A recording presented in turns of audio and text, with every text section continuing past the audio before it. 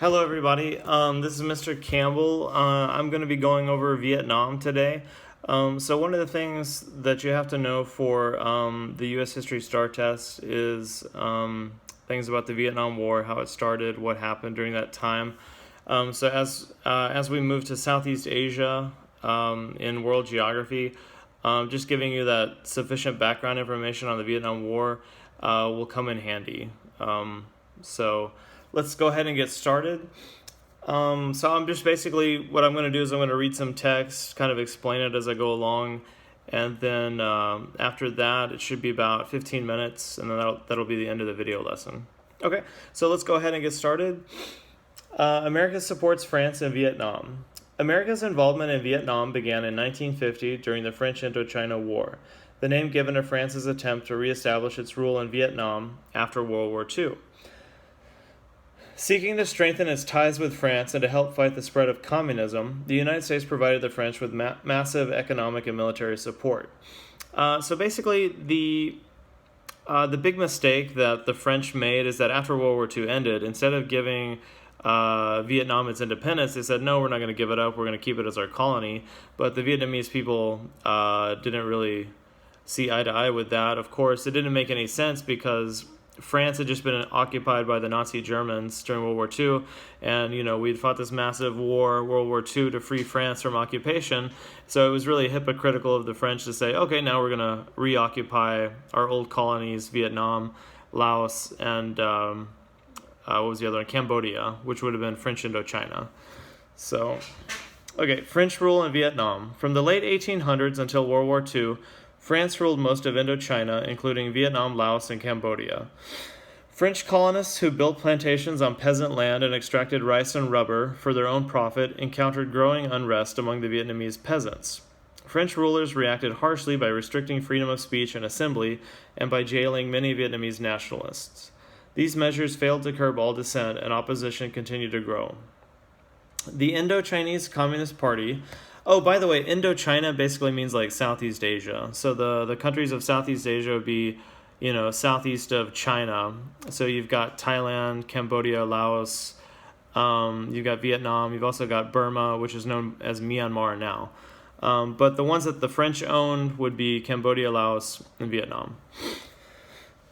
So, the Indochinese Communist Party, founded in 1930, staged a number of revolts under the leadership of Ho Chi Minh. Although the French condemned Ho Chi Minh to death for his rebellious activity, he fled Vietnam and orchestrated Vietnam's growing independence movement from exile in the Soviet Union and later from China. In 1940, the Japanese took control of Vietnam. The next year, Ho Chi Minh returned home and helped form the Viet Minh, an organization whose goal it was to win Vietnam's independence from foreign rule. When the Allied defeat of Japan in August 1945 forced the Japanese to leave Vietnam, that goal suddenly seemed a reality. On September 2, 1945, Ho Chi Minh stood in the middle of a huge crowd in the northern city of Hanoi and declared Vietnam an independent nation. France battles the Viet Minh.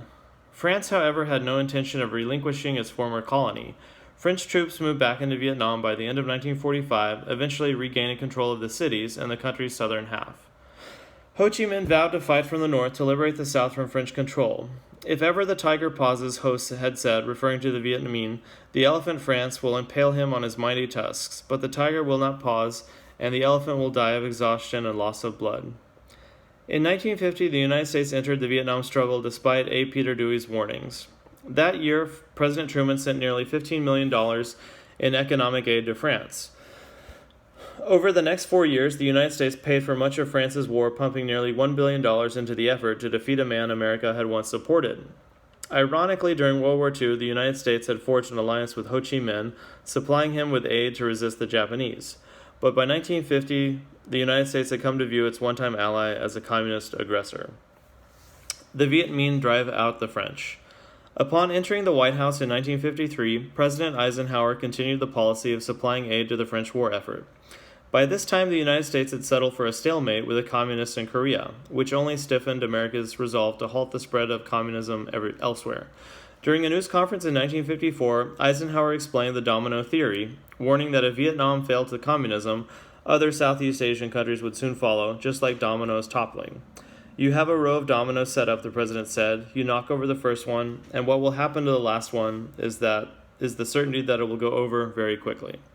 So the domino theory is something you'll have to know for your U.S. History STAR test when you take it next year for the freshmen watching this video.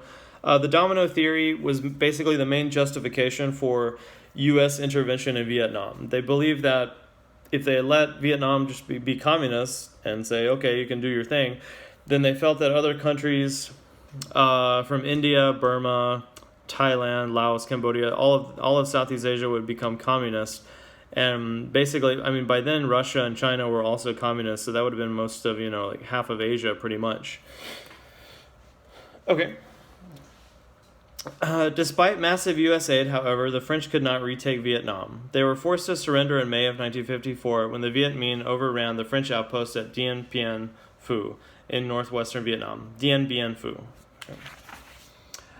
From May through July 1954, the countries of France, Great Britain, the Soviet Union, the United States, China, Laos, and Cambodia met in Geneva, Switzerland with the Viet Minh and with South Vietnam's anti-communist nationalists to hammer out a peace agreement. The Geneva Accords temporarily divided Vietnam along the 17th parallel. The communists and their leader, Ho Chi Minh, controlled North Vietnam from the capital of Hanoi. The anti-communist nationalists controlled South Vietnam from the capital and southern port city of Saigon. An election to unify the country was called for in 1956. So let me show you the map. Oh, sorry. Let me show you the map of Vietnam there. So you've got North Vietnam, you got South Vietnam, and so remember the main city, the capital of North Vietnam is Hanoi. The capital of South Vietnam is Saigon. Okay, important to remember. All right, so the United States steps in. In the wake of France's retreat, the United States took a more active role in halting the spread of communism in Vietnam. Wading deeper into the country's affairs, the Eisenhower and the Kennedy administrations provided economic and military aid to South Vietnam's non-communist regime. So we started with President Truman in 1950, then we go to Eisenhower in 1953, and in 1961, Kennedy becomes president. The Vietnam War is not really going to escalate until President Johnson is president. So Kennedy is assassinated in 1963, and then about a year later, Johnson is elected in his own right in 1964. The escalation begins in 1965. So Kennedy sent about 16,000, I believe it was 16,000 military soldiers there, but their job was not in any way a combat mission. It was just to train the South Vietnamese and to, serve as advisors, what we call military advisors. We don't really send combat troops until Johnson is president. He starts out with like 3,000 Marines, and then it slowly or gradually escalates to about 500,000 U.S. troops by about 1968. So ironically, Johnson didn't want to get involved with Vietnam, but as we'll learn later, he kind of felt he was forced to. All right. So Diem cancels elections. Although he directed a brutal and repressive regime, Ho Chi Minh won popular support in the north by breaking up large estates and redistributing land to peasants. Moreover, his years of fighting the Japanese and French had made him a national hero. Recognizing Ho Chi Minh's widespread popularity, South Vietnam's president, Ngo Dinh Diem, a strong anti-communist, refused to take part in the countrywide election of 1956. The United States also sensed that a countrywide election might spell victory for Ho Chi Minh and supported canceling elections. The Eisenhower administration promised military aid and training to Diem in return for a stable reform government in the South. Diem, however, failed to hold up his end of the bargain. He ushered in a corrupt government that suppressed opposition of any kind and offered little or no land distribution to peasants. In addition, Diem, a devout Catholic, angered the country's majority Buddhist population by restricting Buddhist practices. By 1957, a communist opposition group in the South, known as the Viet Cong, had begun attacks on the Diem government, assassinating thousands of South Vietnamese government officials. Although the political arm of the group would later be called the National Liberation Front, the United States continued to refer to the fighters as the Viet Cong. Ho Chi Minh supported the group and in 1959 began supplying arms to the Viet Cong via a network of paths along the borders of Vietnam, Laos, and Cambodia that became known as the Ho Chi Minh Trail. As the fighters stepped up their surprise attacks or guerrilla tactics, South Vietnam grew more unstable. The Eisenhower administration took little action, however, deciding to sink or swim with Ngo Dinh Diem. All right, so the Ho Chi Minh Trail, that's another thing you'll have to know for U.S. history. So let me go ahead and read that one again, just so you'll remember it. Ho Chi Minh supported the group and in 1959 began supplying arms to the Viet Cong via a network of paths along the borders of Vietnam, Laos, and Cambodia that became known as the Ho Chi Minh Trail.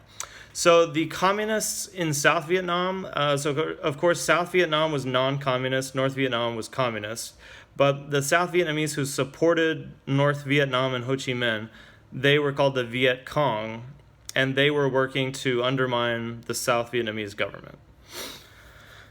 Kennedy in Vietnam. The Kennedy administration, which entered the White House in 1961, also chose initially to swim with Diem. Wary of accusations that Democrats were soft on communism, President Kennedy increased financial aid to Diem's teetering regime and sent thousands of military advisors to help train South Vietnamese troops.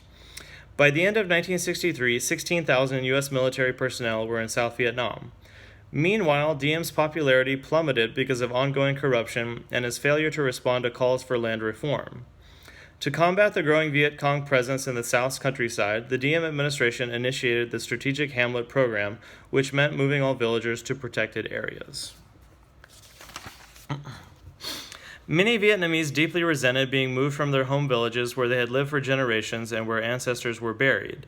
Diem also intensified his attack on Buddhism. Fed up with continuing Buddhist demonstrations, the South Vietnamese ruler imprisoned and killed hundreds of Buddhist clerics and destroyed their temples. So remember, Diem is the leader of South Vietnam. Even though he's technically anti-communist, he's actually acting as like a dictator, a military dictator.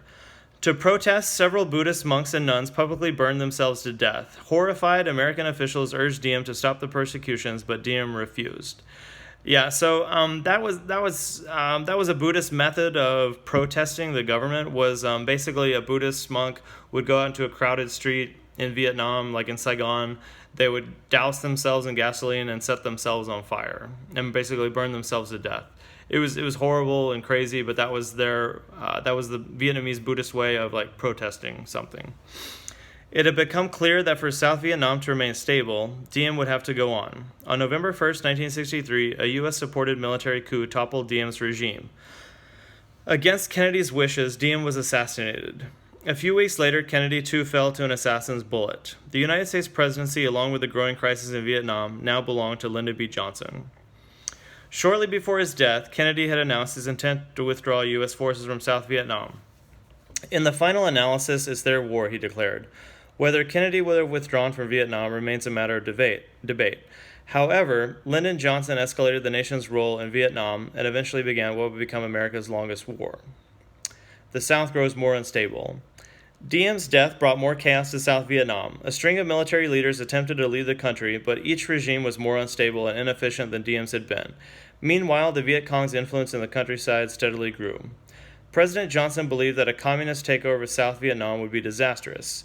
Johnson, like Kennedy, was particularly sensitive to being perceived as soft on communism. If I let the communists take over South Vietnam, Johnson said, then my nation would be seen as an appeaser and we would find it impossible to accomplish anything anywhere on the entire globe. The Tonkin Gulf Resolution. On August 2, 1964, a North Vietnamese patrol boat fired a torpedo at an American destroyer, the USS Maddox, which was patrolling in the Gulf of Tonkin off the North Vietnamese coast. The torpedo missed its target, but the Maddox returned fire and inflicted heavy damage on the patrol boat. 2 days later, the Maddox and another destroyer were again off the North Vietnamese coast. The crew reported enemy torpedoes and began firing. It was later revealed that radar interference could have been mistaken for enemy torpedoes. So that's the Gulf of Tonkin incident. It was basically a false justification to escalate the war. An American patrol boat was out in the middle of the Gulf of Tonkin, which is off the coast of Vietnam.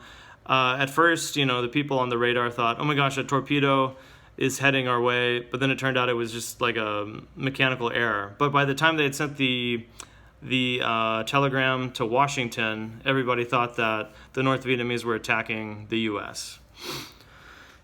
The alleged attack on U.S. ships prompted President Johnson to launch bombing strikes on North Vietnam. He asked Congress for powers to take all necessary measures to repel any armed attack against the forces of the United States and to prevent further aggression. Congress approved his request and adopted the Tonkin Gulf Resolution on August 7th. While not a declaration of war, it granted Johnson broad military powers in Vietnam. Some felt it altered the U.S. Constitution's system of checks and balances by allowing the executive branch to wage war without a declaration of war from the legislative branch. All right, so the Tonkin Gulf Resolution gave basically Johnson, if not unlimited, I would say almost unlimited war powers to fight in Vietnam. Johnson did not tell Congress or the American people that the Maddox had been in the Gulf of Tonkin to collect information for secret raids against North Vietnam. Furthermore, Johnson had prepared the resolution months beforehand and was only waiting for the chance to push it through Congress. In February of 1965, President Johnson used his newly granted powers.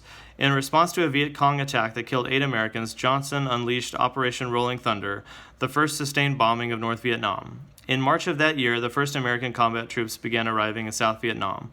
By June, more than 50,000 U.S. soldiers were battling the Viet Cong. The Vietnam War had become Americanized.